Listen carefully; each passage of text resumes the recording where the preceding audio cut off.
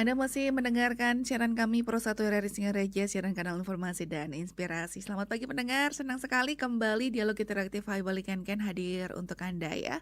Hari ini hari Sabtu 8 Agustus 2026 ya. Kita sudah menghadirkan seorang narasumber yang akan kita ajak berbincang begitu ya, dan sudah hadir di tengah-tengah kita di studio Pro 1 RRI Singaraja. Nah, pendengar, berbicara mengenai pangan lokal Buleleng ya. Nah, ternyata pangan lokal itu bukan sekadar warisan kuliner saja, namun juga memiliki potensi ekonomi yang besar ya. Jika bisa diolah begitu menjadi produk yang menarik, kemudian bernilai tambah dan juga sesuai dengan selera masa kini ya, melalui kreativitas dan inovasi. Nah, lalu bagaimana cara mendorong pangan lokal itu agar semakin dikenal begitu ya, semakin diminati dan mampu memberi manfaat ekonomi khususnya untuk warga Buleleng? Kita akan simak selengkapnya ya perbincangan kita bersama narasumber kita. Ada Ibu Lopastiniasi SDPMSI, analis ketahanan pangan ahli muda. Selamat pagi.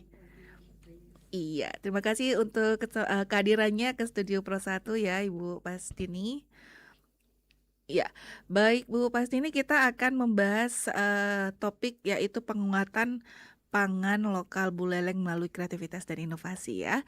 Dan nanti juga kami akan ajak undang Anda pendengar yang ingin mungkin sharing atau berbincang begitu ya, bertanya kepada narasumber kita seputar topik kita pagi hari ini, kami akan persilahkan. Namun sebelumnya kita akan berbincang terlebih dahulu ya dengan narasumber kita pagi hari ini. Nah, berbicara terkait pangan lokal ya Ibu Pastini. Ini kalau di Buleleng sendiri yang termasuk pangan lokal itu apa saja? Oke, jadi mungkin sebelumnya pangan lokal itu apa sih gitu ya. Jadi pangan lokal itu adalah pangan yang diproduksi kemudian dikonsumsi sesuai dengan potensi dan kearifan lokal daerah masing-masing. Nah, kalau kita di Buleleng sendiri kalau ngomongin pangan lokal banyak banget potensi pangan lokal di Kabupaten Buleleng. Kalau ngomongin potensi untuk sumber karbohidrat saja, selain padi kita punya sorghum, kita punya jagung, kemudian itu dari komoditas serealia. Kalau dari umbi-umbiannya jangan ditanya, itu banyak banget jenisnya. Ada talas, talasnya pun ada berbagai macam jenis. Ada talas Belitung, talas Pratama, banyak sekali jenis talas yang dikembangkan di Buleleng. Kemudian ada singkong, ada ubi jalar juga, beberapa petani yang menanam ubi jalar. Kalau dari segi buah untuk sumber karbohidrat juga banyak, ada pisang, ada labu, kemudian ada juga sukun ya. Kalau bulan-bulan ini bulan-bulan musim sukun pasti banyak sukun itu di pasar gitu. Kalau dari segi sumber protein sendiri udah banyak juga. Kita bentangan lautnya sangat luas, jadi sumber protein dari ikan itu sangat banyak gitu. Berbagai jenis ikan ada di wilayah kita di Buleleng. Kalau dari peternakan sendiri ada ayam, ada babi, kemudian ada sapi juga yang konsumsi sapi.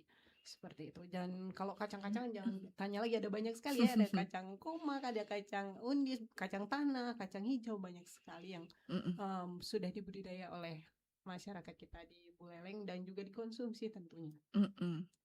Mungkin itu untuk gambaran pangan lokal di Pangan Buleleng. Itu lokal. kita banyak sekali jenisnya, kemudian dikreasikan menjadi kuliner aneka jenis itu juga oleh pelaku-pelaku kuliner kita juga sudah sangat kreatif seperti itu. Baik, kemudian itu mungkin kalau yang spesifik begitu yang ada di Buleleng ya Bu ya. Lantas kenapa pangan lokal ini perlu diperkuat Bu? Um, jadi kalau kita lihat dari hasil survei konsumsi masyarakat itu, kita masih sangat bergantung pada komoditas padi-padian, terutama beras gitu. Jadi sedangkan untuk konsumsi penunjang karbohidrat lain seperti umbi-umbian, kemudian sorghum, jagung itu masih sangat rendah. Hmm. Nah, jadi kalau untuk mengatakan makan itu kan nggak harus hanya kenyang aja, tapi sekarang sudah mulai bergerak ke bagaimana kualitas makan kita biar kita hidup sehat. Kalau kita hanya bergantung pada satu jenis komoditas, itu tentu gizinya tidak akan mencukupi untuk tubuh kita. Kalau kita bisa makan aneka ragam makanan, nah itu gizinya saling melengkapi seperti itu. Jadi kalau bisa sih geser konsumsinya biar nggak bergantung pada satu komoditas, terutamanya sih padi-padian terutama beras seperti itu. Jadi kalau bisa kita gali potensinya ini untuk menggeser sedikit atau mendampingi sedikit untuk konsumsi beras itu sendiri, seperti itu. Jadi Jadi untuk mendukung penganekaragaman pangan ya lebih iya, ininya. bervariasi ya Iya menunya ya begitu betul, ya. ya. Apalagi nih ibu-ibu juga nih harus mulai mengenalkan makanan dari Betul. sejak dini ya Iya Ibu ya. betul. Karena kalau seperti yang mungkin Bu Pastini bilang yang taunya sumber makanan adalah beras. Sebenarnya banyak pilihan Banyak ya, sekali pilihan. karbohidrat hanya saja mungkin kita belum terbiasa itu Bu. Betul betul. Nah itu tantangannya. Mhm. Ya, lalu, kalau dari kacamata Ibu sendiri nih, mengapa sekarang masyarakat itu cenderung, anak muda terutama ya, lebih memilih makanan itu yang modern Bu, dibandingkan dengan pangan-pangan lokal? Oke, sebenarnya kalau anak muda itu, pengaruhnya adalah karena kan kita pengaruh globalisasi ya, jadi orang, anak-anak muda sekarang tuh ngelihat, di media sosial, "Ih, makanan ini nih," gitu, "Wih, lagi trending nih, lagi viral nih, pengen nyoba," Mmm, seperti itu. Jadi, eee, arus inilah yang, masuk terlalu kencang sehingga menyebabkan perubahan pola konsumsi anak-anak kita. Dan mhm, anak-anak kita tuh lebih suka yang praktis, simple gitu, yang mhm, nggak ribet kalau masak juga tinggal sat selesai gitu ya. Jadi mulai ada pergeseran pola konsumsi kita lebih ke bagaimana yang simple, praktis. Tapi kalau dilihat dari potensi pangan lokal bisa kok pangan lokal itu mengikuti apa namanya tampilan modern dari anak-anak itu seperti itu. Jadi mmm, mungkin itu yang nanti kita perlu gali lagi mhm, seperti apa. Nah, kebetulan untuk proses penggalian ini kita juga melakukan kegiatannya di dinas. Ada mhm, beberapa kegiatan yang kita lakukan mulai dari pembinaan kepada kelompok masyarakat, kemudian nah kebetulan nih bulan Agustus ini memperingati HUT ke-81 kemerdekaan Republik Indonesia dan bertepatan juga nanti mungkin ada Buleleng Festival kita akan melaksanakan lomba mhm, kebetulan. Nah, lombanya lomba kreasi pangan lokal. Itu ada kategori kuliner lokal dan kudapan pangan lokal. Nah, ini kita juga melibatkan masyarakat umum dan anak-anak SMA SMK yang memiliki potensi ya, potensi untuk mengikuti seperti apa keinginan sebenarnya konsumsi dari genre mereka di usia-usia mereka itu seperti apa inginnya konsumsinya dengan memasukkan pangan lokal itu tentunya. mhm. Seperti itu. Jadi kalau bisa dibilang, apa namanya, latar belakang lomba ini adalah ingin Iya memperkenalkan betul. atau membuat orang lebih kreatif lagi terhadap Iya. pandangan lokal ya, Bu, ya? Iya betul betul seperti Mhm, itu. Jadi pengen ayo dong ada apa nih pangan lokal bisa dibuat apa nih gitu. Kalau hanya dari kita dari dinas yang bergerak tentu tidak bisa masif kepada masyarakat, tidak bisa semua masyarakat kita bisa jangkau. Tapi kalau misalnya dengan melibatkan masyarakat umum, anak-anak SMK, SMA itu pasti akan lebih tertantang ya. Ternyata kita punya potensi ini loh. Dijadikan apa ya yang cocok dengan eh, pasar kita gitu, mhm. anak-anak muda sekarang seperti apa, seperti itu. Oke, jadi bisa ditangkap mungkin ya kalau dari sisi rasa, mungkin kualitas pangan lokal sebenarnya Tidak tidak kalah, kalah jauh ya Bu betul, ya iya, dengan makanan-makanan modern betul yang betul, viral sekarang iya ya. betul, Hanya mungkin itu tadi mungkin tampilannya bagaimana pengolahannya itu perlu divariasikan atau betul, dikembangkan ya, luar iya. biasa. Nah, selain sebagai bahan konsumsi ini bagaimana pangan lokal itu bisa menjadi sumber penghasilan kalau menurut Ibu Pasti nih? Kalau melihat dari pangan lokal, kebetulan ya kita tahun ini kita difokuskan hilirisasi produk pangan lokal Hmm. pendamping beras gitu ada seperti saya sebutkan tadi ada dari serealia itu ada sorghum dan jagung, kemudian dari Mhm, umbi-umbian ada talas, ada apa namanya singkong dan juga ubi jalar, kemudian dari buah ada pisang, labu dan sukut.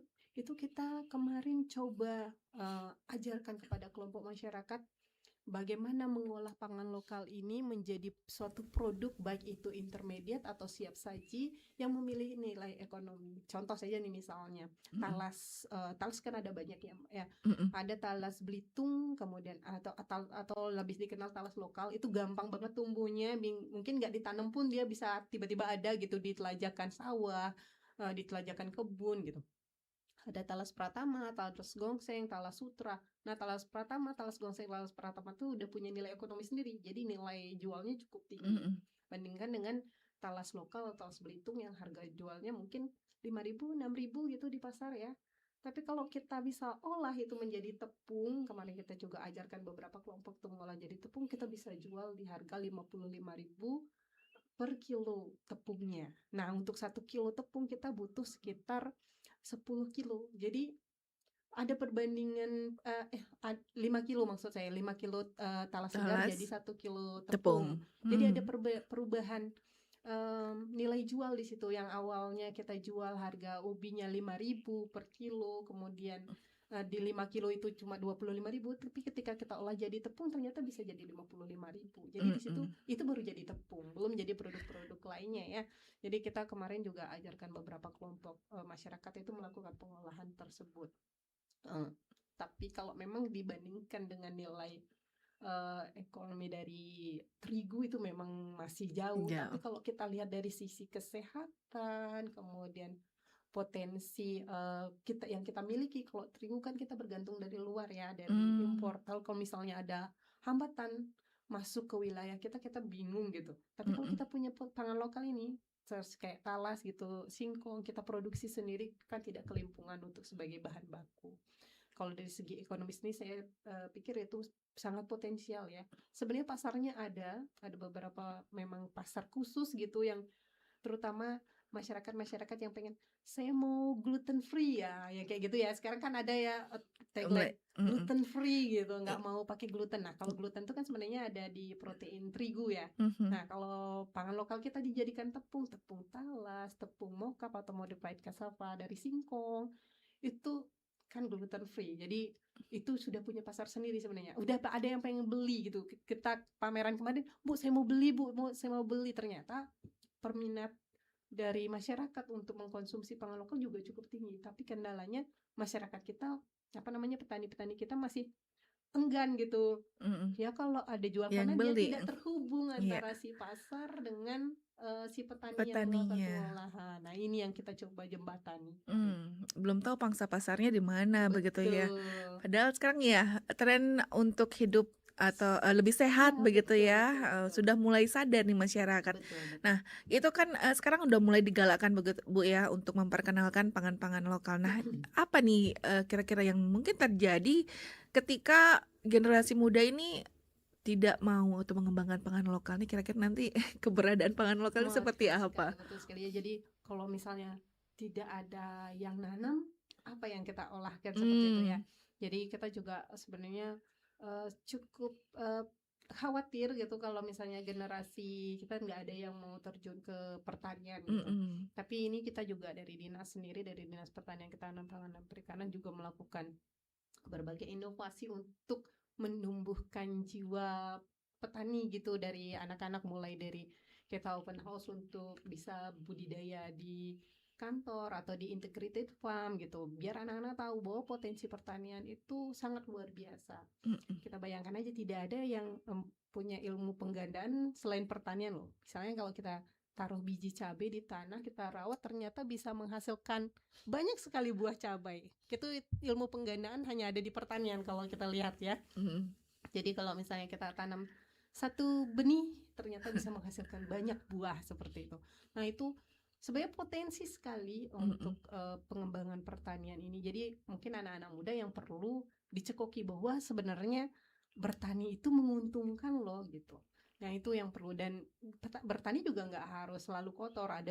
Banyak sekali sekarang inovasi-inovasi pertanian untuk menghasilkan produk tanpa harus kita bekerja banyak di tanah seperti itu. Nah, ini dia mungkin mindset anak-anak muda ya, generasi muda ini harus dirubah. Ini PR besar juga karena sudah tertanam begitu kan, kalau petani kerjanya ya di sawah, mencangkul, membajak ya, kotor seperti itu. Ya baik, sangat menarik ya pendengar. Nanti kita akan berbincang kembali bersama narasumber kita Ibu Pastiani ya. Dan juga nanti Anda silakan yang ingin bergabung bersama kami akan buka line telepon kami ya. Tetaplah bersama kami Persatu RRI Singaraja. Evaluasi.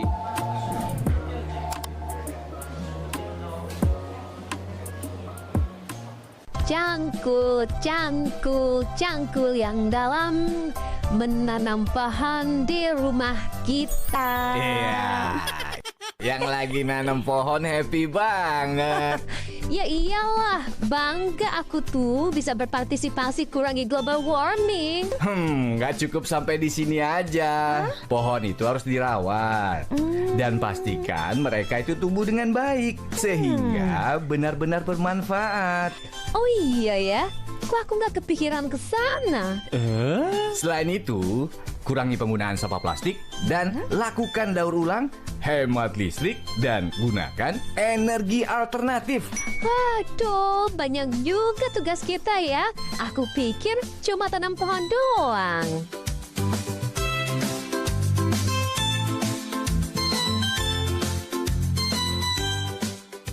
Pernahkah kamu merasa tisu terbuang begitu saja? Tahukah kamu, produksi tisu berdampak pada penebangan pohon dan penggunaan air yang banyak? Tapi tenang, ada cara mudah. Pertama, gunakan tisu secukupnya, cukup 1 lembar saja. Di rumah, ganti dengan lap kain atau handuk untuk lebih ramah lingkungan. Jika terpaksa pakai tisu, pilih yang terbuat dari bahan daur ulang. Dengan langkah kecil ini, kita ikut menjaga kelestarian alam. Bumi jadi lebih sehat, kita pun ikut senang. Yuk, mulai bijak gunakan tisu demi bumi kita. Jangan lupa like, share, dan subscribe ya. Di pagi yang sibuk ini, Budi sepertinya punya semua waktu di dunia. Tapi sebuah notifikasi kecil akan mengubah segalanya. Satu kecurangan pandang, 1 detik yang sepertinya tidak penting. Fokusnya terbagi, bahaya mengintai. Astaga.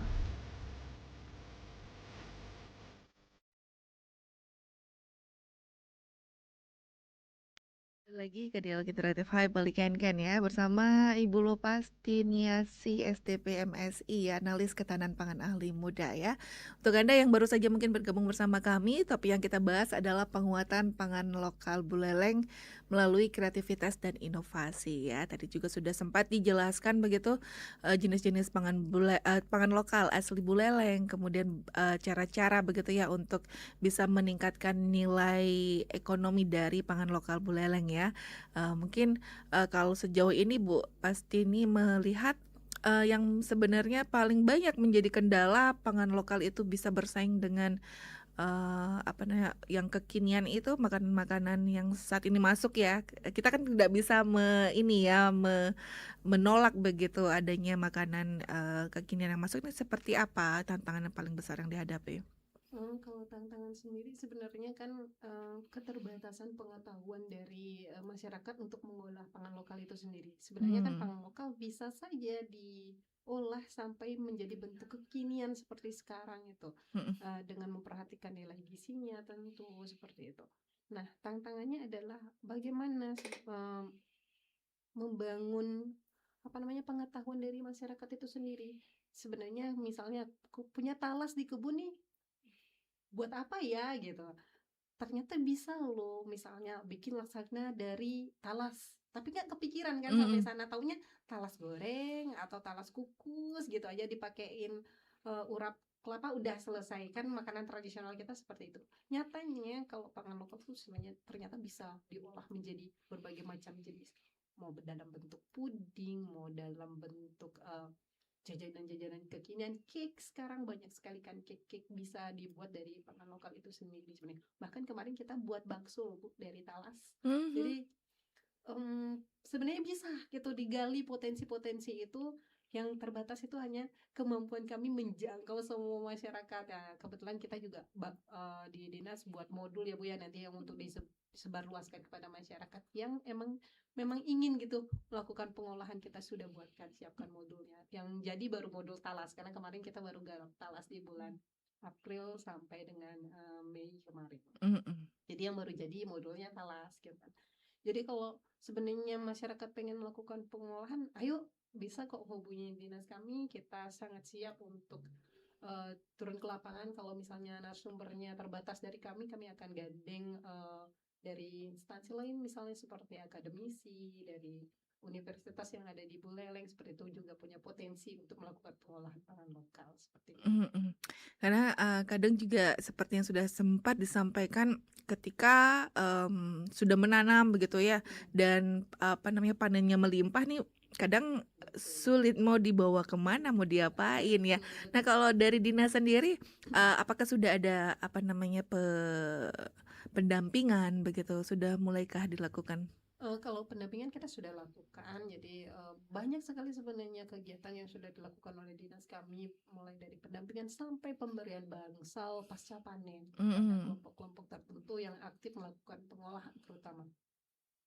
Nah, kalau di hilirisasi saat ini kita juga sudah melibatkan banyak sekali. Mungkin ada 12 kelompok masyarakat yang kita ajak untuk melakukan pengolahan pangan lokal ini. Mulai dari talas, kemudian ada jagung kemarin kita ajak juga buat jagung. Jagung enaknya dibuat apa aja ya. Mm-mm. Jadi makanan kekinian yang sebenarnya sangat simple masaknya, misalnya corn rib. Orang masyarakat desa apa itu Bu gitu, tiba-tiba apa ya kok ternyata hanya jagung kemudian digoreng dibumbui selesai. Makanan kekinian anak-anak seperti itu. Jadi yang di kafe-kafe dia lihat sebenarnya jagung gitu, tapi kalau ke rumah nggak mau makan jagung gitu ya. Jadi eh, itu yang perlu kita mulai pendekatan kepada kelompok masyarakat untuk melakukan pengolahan-pengolahan seperti itu. Dan ide-ide itu sangat banyak, apalagi dengan terbukanya arus informasi melalui media sosial, itu sangat banyak potensi yang bisa kita cari. Mau cari apa sekarang kan gampang sekali ya Mbak Gampang. ya. Mm-mm. Mungkin yang ragu-ragu, mungkin ini benar nggak ya prosesnya. Nah, boleh hubungi kami nanti untuk proses pengolahan. Kita upayakan untuk mendampingi setiap masyarakat yang membutuhkan pelayanan kami. Mm-mm. Nah, terkait dengan bahan baku, kalau melihat UMKM di Buleleng juga sekarang sudah mulai berkembang pesat ya, dan banyak juga yang sudah mulai memanfaatkan pangan lokal ya Bu ya. Nah, kalau dari ketersediaan bahan baku, kalau melihat Ibu pasti melihatnya saat ini masih mampu nggak kita untuk menyediakan itu? Kalau dari segi bahan baku, kita lihat mulai banyak yang menanam. Cuma kadang kemarin kayak sorghum gitu ya misalnya. Sorghum kemarin kita juga masih menanam, tapi kemudian ketika banyak bahan baku tersedia, ternyata masih keterbatas nih pengetahuannya. Jadi pengambilan bahan baku masih sedikit gitu. Akhirnya petani bentar dulu deh nanamnya karena masih belum laku nih dijual, ganti ke jagung atau ke padi lagi gitu. Tapi sekarang justru kita kekurangan nih, gimana nih? Akhirnya mulai lagi petani mulai tanam karena sudah mulai masyarakat sudah mulai melakukan pengolahan secara masif, pos-pos untuk di mana nih yang sentra ngolah sorghum gitu, sudah ada sentra ngolah apa namanya singkong sudah ada. Jadi mulai masif lagi di budidaya. Kita harapannya sih jangan sampai hilang ya warisan kita, banyak sekali bahan-bahan pangan lokal kita, apalagi sorghum itu cikal bakal kabupaten kita, Buleleng itu ya, jangan sampai lah kita nggak ciri khas punya kita. gitu ya. Mm-mm. Betul, nanti anak-anak kita nggak tahu Buleleng itu sebenarnya dari mana gitu ya. Mm-mm. Biar tetap di budidaya, kita juga sudah melakukan pendampingan kepada petani-petani untuk melakukan budidaya agar memaksimalkan pemanfaatan lahan yang dimiliki seperti itu. Mm-mm. Nah, mungkin kalau terkait harga, apakah itu juga mempengaruhi ini pengolahan begitu? Kalau dibandingkan ya dengan bahan yang lain, nilai jualnya juga pasti beda ya Ibu Betul ya. ya, Nah, betul. gimana itu mempengaruhi juga nggak Bu? Itu sedikit trigger sebenarnya Iya. dari kami ya. Jadi memang kalau ngomongin pangan lokal ketika diolah jadi tepung atau jadi pangan tertentu, itu kita masih kalah saing di segi harga karena bombardir dari penggunaan terigu gitu. Tepung terigu dibandingin dengan tepung kita bisa harga terigu bisa seperempatnya gitu. Tapi kalau lihat dari segi kesehatan, kemudian pengembangan ekonomi lokal, tentu produk kita lebih unggul gitu ya. Kalau bukan kita, siapa lagi dong yang menggunakan pangan kita? Kalau sangat tergantung pada terigu, gimana ya? Terigu datangnya dari luar, kemudian kandungan nutrisinya juga kita perlu sandingkan dengan pangan lokal kita. Dia masih banyak sekali yang alergi misalnya dengan protein terigu. Nah, ayolah kita pakai pangan lokal kita untuk dicoba mengurangi gitu pengenalan ya. kita. Betul. Oke, sudah ada yang masuk ya Bu Pasti, ini kita sapa ya. Selamat pagi. Pagi, Mbak Tri. Iya Om Bunda Budi, Om Swastiastu. Silakan Bunda Budi. Aduh, asik sekali dengarnya. Sampai Bunda berhenti nih masak dulu. Masa? Jadi dengar ibu narasumber dan Mbak Tris ya. Pangan lokal. Yang juga kebetulan suka dengan rasa-rasa tradisional itu.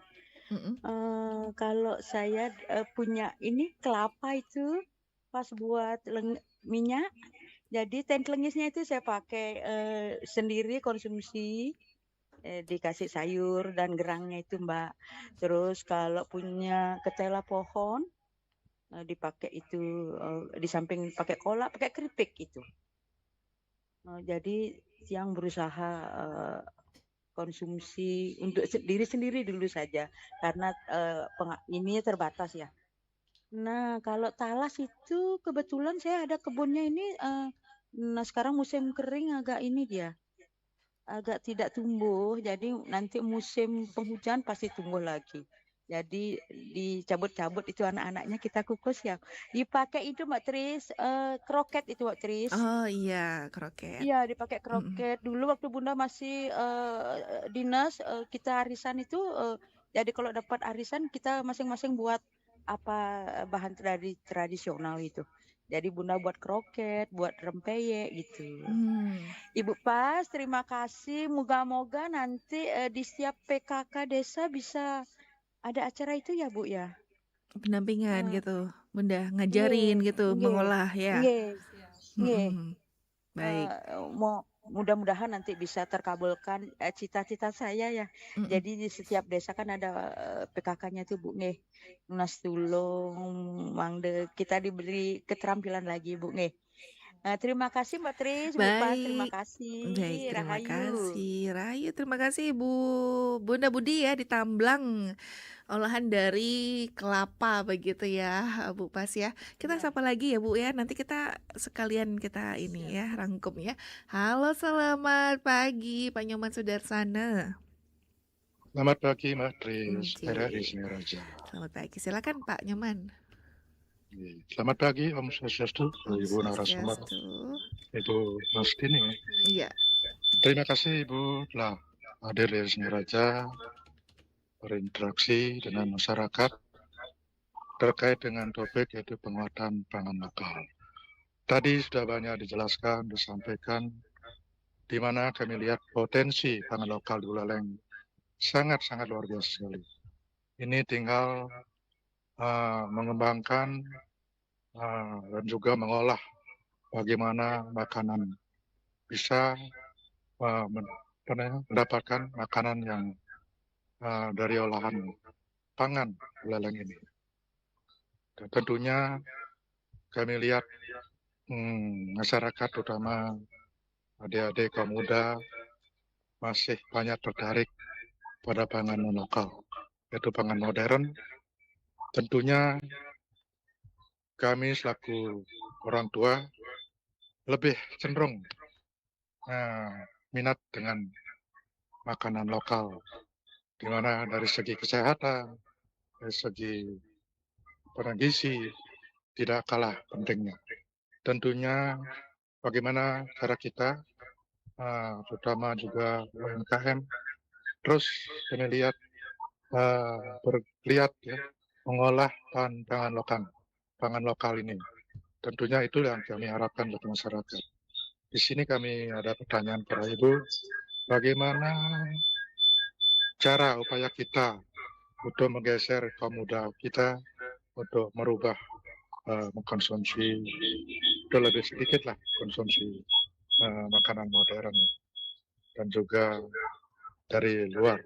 Tentunya kami lihat bahwa makanan modern itu banyak campuran kimianya akan mempengaruhi kesehatan kita. Mudah-mudahan dengan penguatan bahan lokal ini, ekonomi Buleleng akan lebih tumbuh dan lebih bergeliat sehingga mendapat kesejahteraan para petani kita. Sekian dan terima kasih melebihnya. Terima kasih kembali Pak Nyoman Sudarsana ya di Bakti Seraga sudah bergabung. Silakan yang ingin bergabung kembali, kami masih buka ya sebelum nanti ditanggapi begitu oleh narasumber kita, ada Ibu Pastini ya. Baik, lanjut, ada lagi? Baik, kami masih nantikan ya. Oke, sambil ini kita bahas ya Ibu ya, kita tanggapi begitu. Silakan Ibu Pas. Baik, yang pertama dari Bunda Budi ya, dari Tamblang terkait dengan Ibu sudah mengupayakan melakukan pengolahan, bahkan mengolah juga hasil potensinya di kebun. Ibu sudah secara tidak langsung melakukan penguatan ketahanan pangan di tingkat rumah tangga ya, Bu. Saya sangat mengapresiasi Ibu bisa melakukan kegiatan-kegiatan seperti itu. Jadi melakukan budidaya, kemudian melakukan pengolahan dan dimanfaatkan sendiri. Secara ekonomi mungkin tidak terlihat, tapi kalau misalnya kita urai itu, Ibu tidak beli minyak goreng, Ibu tidak beli talas, kemudian bahkan sampai dibawa ke arisan gitu ya Bu ya. Jadi secara ekonomi sebenarnya itu sudah sangat mendukung gitu ya, tapi karena tidak terlihat membeli, jadi tidak terhitung gitu ya. Tapi kalau misalnya kita mengurai semua yang kita lakukan di rumah tangga, kemudian dari menanam, kemudian memanen dan hasilnya kita bisa bagikan kepada keluarga atau kolega, itu sangat luar biasa potensi ekonominya. Untuk permintaan pendampingan kepada PKK kami siap Bu. Jadi sebenarnya kita juga melakukan pendampingan kepada kelompok masyarakat tidak terlepas dari kelompok wanita tani atau kelompok PKK. Kami sangat siap untuk melakukan pendampingan, tapi karena keterbatasan kami, personil kami juga dalam 1 bulan mungkin bisa mendampingi 2-4 maksimal kelompok. Jadi kalau misalnya ini Bergantian, bergilir betul, ya. bergiliran nanti mungkin kalau Dijadwalkan. ya betul. Kalau di Tamblangmu ada potensi, kita juga sangat welcome kalau misalnya kita bisa berkunjung ke Tamblang, mengolah apa gitu di Tamblang ya. Tamblang potensinya sangat luar biasa, bahkan kita di Tamblang ada bangsal pasca panen juga untuk durian dan mangga. Jadi sangat luar biasa potensi pertanian kita sebenarnya di Buleleng seperti itu. Oke. Ya, jadi mungkin bisa berkolaborasi ya Bu Budi ya. Nanti kalau misalnya butuh pendampingan dari PKK kan boleh dong bersurat ke dinas Dinas. kami, jadi prioritas untuk didampingi lebih dulu seperti itu. Oke, sebelum ditanggapi dari Pak Sudarsana, kita sapa dulu ya pendengar ya. Halo, selamat pagi Bu Ari, silakan Bu Ari. Halo, selamat pagi Mbak Tri, selamat Nggih. pagi Ibu. Saya ikut sharing aja masalah ketahanan pangan. Saya sebagai pedagang ya Bu ya, saya setiap hari bingung juga mengolah ketela gitu, pakai apa gitu. Hampir tiap hari saya buat. Kalau bisa di Bulpes, kalau ada saya mau ikut gitu, apa tuh pelatihannya apa, ada Oke. apa di Bulpes gitu. Itu aja Mbak. Oke, terima kasih Bu Ari ya. Ya, mungkin ingin mencoba yang baru biar nggak bosan aja dagangannya itu aja Ibu Ari ya. Oke, terima kasih Bu Ari sudah bergabung. Mungkin langsung saja kita tanggapi ya Bu Pas, karena waktu kita juga terbatas begitu. Silakan dari Pak Sudarsana, mungkin tadi pertanyaannya. Bagaimana menggeser Iya. pola konsumsi anak-anak. Sebenarnya tidak perlu dibenturkan Pak. Jadi yang tua sukanya olahan tradisional, yang muda sukanya modern, tidak usah dibenturkan, tapi diubah bahan bakunya. Yang modern, yang bahan bakunya tetap pangan lokal, yang tradisional orang tua tetap bahan bakunya pangan lokal gitu. Karena kita juga ngomongin pangan tradisional misalnya kayak sumping gitu ya, sumping aja minimal gitu, kita masih pakai tepung beras gitu misalnya, kita ubah jadi tepung talas gitu misalnya kan bisa. Yang perlu kita lakukan adalah mengkreasikannya ini, menyesuaikan pangan lokal kita ini bisa dibuat jadi apa gitu. Jadi jangan dibenturkan, wih kamu harusnya makan urap singkong loh gitu misalnya. Anaknya nggak suka, nggak bisa gitu, dia sukanya cassava keju gitu, tapi sebenarnya sama-sama singkong gitu ya. Beda nama ya. Beda nama, mereka namanya udah modern, tapi sebenarnya isinya pangan lokal juga bisa seperti itu. Jadi nggak usah dibenturkan, tapi ajak mereka, kenalkan mereka, ini pangan lokal kita bisa olah jadi apa yang kamu mau makan gitu. Jadi kalau bahannya awalnya dari terigu, boleh kok diganti dengan pangan lokal kita yang ada di kita, apa, ada talas, ada singkong, ada sorghum, ada jagung gitu ya. Kayak sekarang mungkin kalau dulu ya taunya urap jagung, kalau sekarang betul. jasuke ya. Iya, Kan bisa kan anak-anak sama-sama muda pada jagung suka. gitu. Iya betul, sama-sama jagung, Seperti tapi itu mungkin mungkin contohnya. beda tampilan, beda nama gitu. Sebenarnya mereka sebenarnya sudah kalau disajikan mau kok mereka makan, cuma Mm-mm. di versi mereka saja. Iya benar. Oke, dari Bu Ari ini kira-kira ada nggak itu mau juga pelatihan gitu nih untuk pedagang gitu Oke, ya? siap Bu Ari. Jadi kalau untuk pendampingan UMKM kami ada kegiatan pendampingan UMKM terutama yang memang mau melakukan pengolahan pangan lokal. Jadi kalau misalnya Ibu Ari tertarik boleh. Dan kebetulan nih Bu Ari di Bulfest nanti kita ada lomba kreasi pangan lokal. Nanti bisa berkunjung saat lomba atau Ibu ingin mendaftar karena kebetulan pendaftaran masih dibuka nih sampai tanggal 10 Agustus 10 sampai Agustus. Senin ya. Iya. Ada 2 kategori, itu kategori kuliner lokal dan kudapan pangan lokal. Tapi untuk kudapan kita bukannya untuk anak SMA, SMK. Oh ya, itu mungkin bisa dibahas untuk yang umum itu pengolahan Pengolahan sedang Jukut lepet Tundis jukut ya. tundis dipadukan dengan pangan karbohidrat lain berupa sukun. Karena kebetulan Sukun. sukun lagi panen raya nih, maksudnya dari musim masuk Hmm, musim panen ya. Jadi Oke. kita fokus ke sukun untuk Sukun. bahan pendamping karbohidratnya. Iya, ini sudah ngelepet sama Jukut Tundis juga ini pangan kita Betul, ya terkenal potensi ya. banget. Jangan sampai di luar itu ada yang jual sudah lepet cukup ini, tapi potensinya sebenarnya di kita gitu. Nah, iya, Betul. oke. Terus juga sukun untuk anak SMA ya, Iya, Bu ya. kudapannya betul. Oke. Nah, ini sampai tanggal 10 masih ini. buka pendaftaran. 2 hari lagi nih Iya, siapa tahu yang betul. Siapa mau tahu masih suka mau- masak Iya, ya. betul, yang masih mau Berkreasi. bergabung dengan kami di lomba silakan. Flyernya bisa diakses di media sosial kami. Di situ informasinya juga sudah sangat. Lombanya tanggal berapa, Ibu? Tanggal 20 Agustus dalam rangkaian Buleleng Festival. Itu bisa ditonton umum. Bisa, Mm-mm. cuma tidak mengganggu masuk ke dalam Ah. area lombanya. Iya, tidak mengganggu jalannya Betul, lomba ya. Betul, betul. Nah, tentunya ini pertama kali ya untuk sukun dan iya, juga untuk sukun sebetulnya di tahun 2020 pernah kita lakukan lomba kreasi kudapan melibatkan PKK dan saat itu digandengkan dengan festival rujak. Jadi menggali potensi buah-buahan karena waktu itu kan konsumsi buah-buahannya masih sangat rendah. Nah, kalau sekarang konsumsi buah-buahan sudah cukup tinggi, tapi yang rendah itu adalah kacang-kacangan dan pangan karbohidrat lainnya, pengganti beras gitu. Jadi itu yang kita genjot ya, sekarang menyesuaikan nih kebutuhannya apa nih yang belum dikonsumsi masyarakat di daerah begitu ya. Oke, menarik sekali.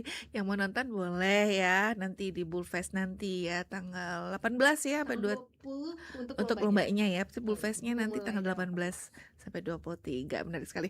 Nah, sebelum kita tutup, Ibu, kita mau minta closing statement dulu deh terkait topik kita pagi hari ini. Nggih, silakan. Oke. Kalau bukan kita yang makan pangan lokal kita, siapa lagi? Jadi kalau mau tetap jaya pangan lokal kita mulai dengan menanam kemudian mengkonsumsinya, seperti itu. Baik, terima kasih Ibu Lopastin ya, CSTP MSI ya, analisis ketahanan pangan ahli muda. Dan iya sudah hadir bersama kita, mudah-mudahan bermanfaat ya, ini bisa menjadi inspirasi juga untuk kita bersama-sama itu ya Bu ya, melestarikan pangan lokal kita dengan cara lebih kreatif lagi, inovatif lagi dalam mengolahnya begitu ya. Baik, sekian dialog interaktif Highball Ikan Ken pagi hari ini. Terima kasih atas kebersamaan Anda. Selamat pagi.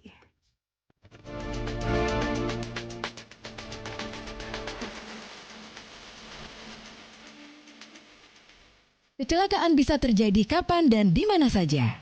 Pertolongan pertama pada kecelakaan merupakan penanganan darurat untuk korban kecelakaan.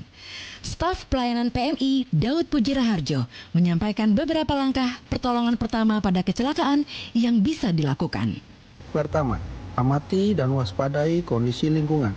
Kedua, cek tingkat kesadaran korban. Ketiga, periksa pernapasan dan kondisi luka korban. Keempat, pastikan korban di tempat yang aman. Kelima, hubungi layanan ambulan dan pihak polisi. Kami mohon kepada masyarakat untuk menyimpan nomor layanan emergensi. Yuk pahami langkah pertolongan pertama pada kecelakaan dengan tepat dan benar.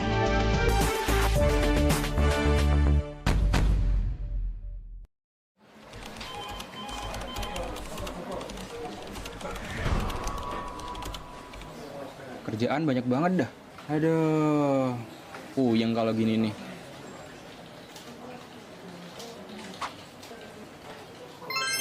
Untung ada ini, RRI Digital.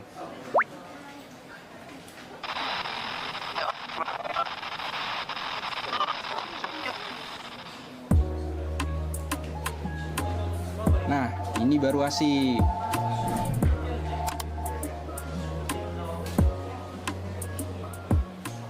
Cangkul, cangkul, cangkul yang dalam, menanam pohon di rumah kita.